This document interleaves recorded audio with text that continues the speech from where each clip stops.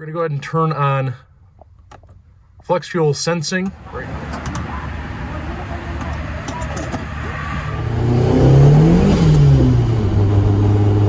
A little slick out today.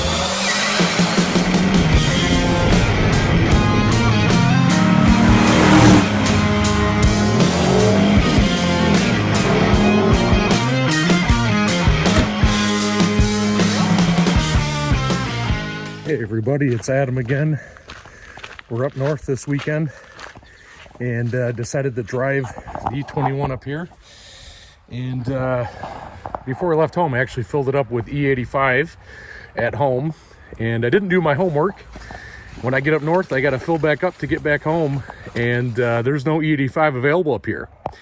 So we're going to learn about how the flex fuel sensor works on this car and how it adjusts for the ethanol content when I go ahead and mix that with Octane 93 at the local gas station here. So I'm going to walk you through what it does, and fingers crossed, this will be really the first long trip I've taken on the flex fuel system as far as having the sensor do the adjustment for me.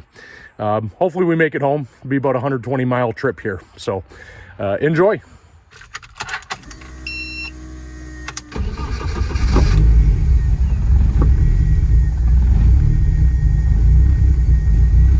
We'll go ahead and get down to the store here and filled up with gas, and we'll get into the computer actually here once we get to the gas station to fill up, and I'll show you how we get this to work completely off of the flex fuel sensor. So right now it's actually running off of the E85 tune itself. It's not looking at the ethanol content in there because I know I've got mostly E85 fuel in there.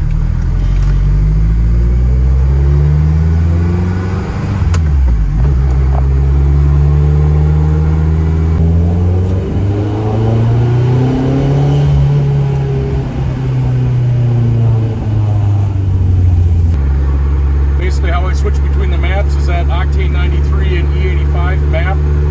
It switches not only the Spark map but also the VE map in Megasquirt. And when I get to the gas station up here, I'm going to have to put in the Octane 93, and we're going to have some percentage less than 85% ethanol in there. So hopefully the flex fuel sensor works. We're going to put that to work on the ride home. I'm not going 100 miles an hour right now. The speedometer pickup is still screwed up underneath there from after the Louisville trip, so I got to get that squared away when I get home as well.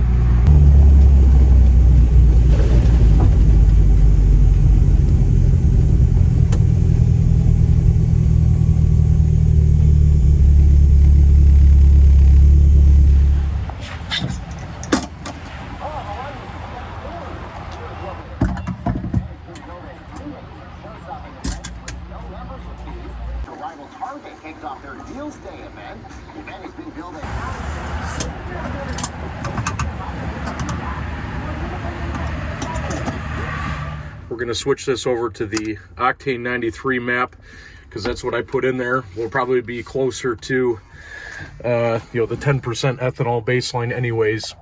And I've got Megasquirt opened up here, and what we're going to go ahead and do is turn on up at the fuel settings up here, flex fuel sensing. Right now it's disabled, as you can see. I'm going to go ahead and enable that, and it's going to tell me to do a restart here. We're going to burn this.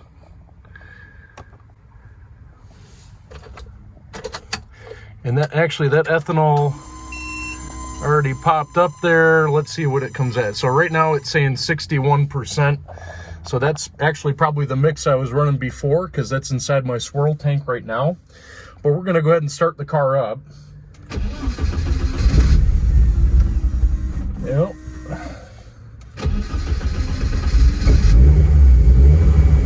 We're going to let her idle here for a couple of minutes, and that ethanol percentage will probably end up coming down because we just put probably a bunch of E10 Octane 93 in there. As the fresh fuel gets pushed up through the swirl tank and recirculated back through the engine, we ought to see this number go down, probably somewhere between 30 and 40% is what I'm thinking it's going to end up being at.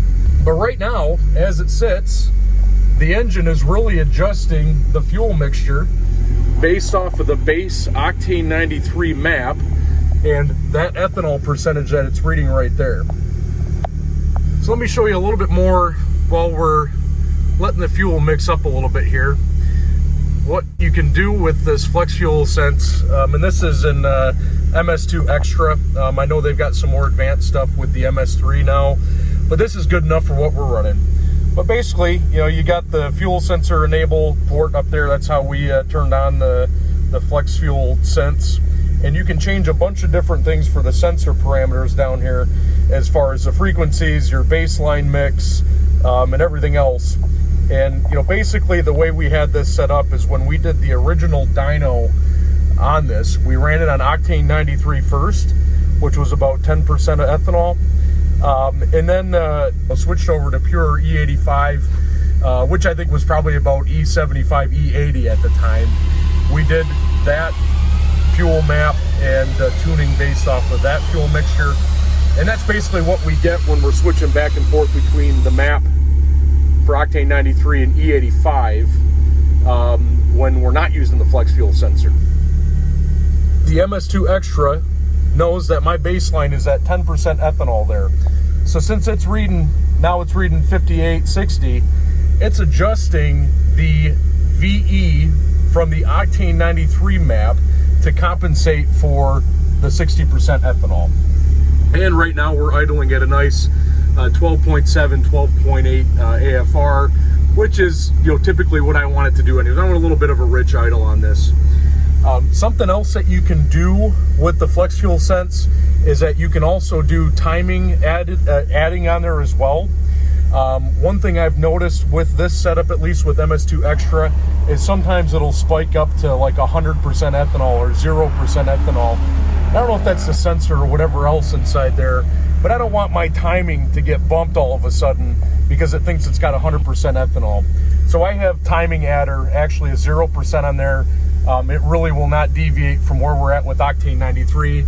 That's safe for timing, and as long as that spike doesn't last a long time, the AFR jump for that wouldn't really affect it all that much. At least I haven't seen it affect that much in some of the short driving.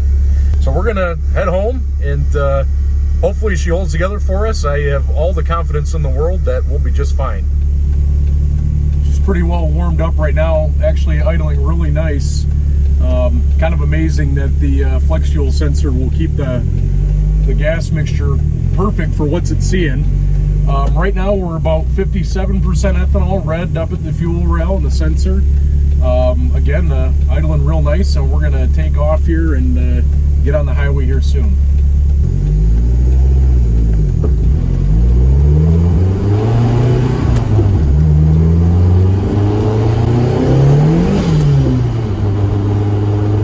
Slick out today. It rained quite a bit overnight last night, so don't have the best grip in the world, even when I hit a little bit of boost with this this special fuel mixture here. Right now cruising about 45 miles an hour. Not only the flex fuel compensation, but the AFR compensation is doing its job, and we're right at 1.0 lambda, just cruising down the road here. Everything is feeling great so far. Time for a little status report. We're about 10 minutes into the trip here, and EGT is looking good, cruising about 70, 75 miles an hour. And over on the ethanol content, you can see it continues to get lower. We're about 50% ethanol right now, but everything so far seems to be running great. Just about ready to get off the highway here. Still running about 70 miles an hour. EGTs are looking great. AFR with the LED on the outside, right where it needs to be.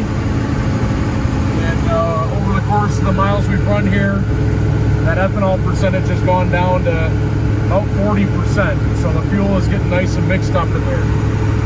All in all, everything's running great. Like we got a flex fuel car now, boys. All right.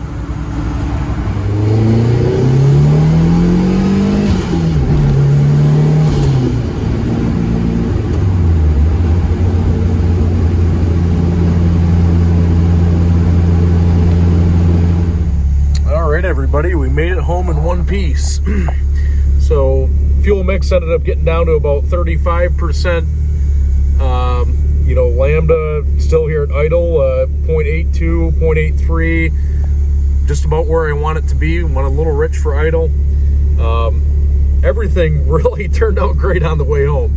Had no issues with temperature, no knock, nothing like that. And I'm actually pretty surprised that it worked as flawlessly as it did.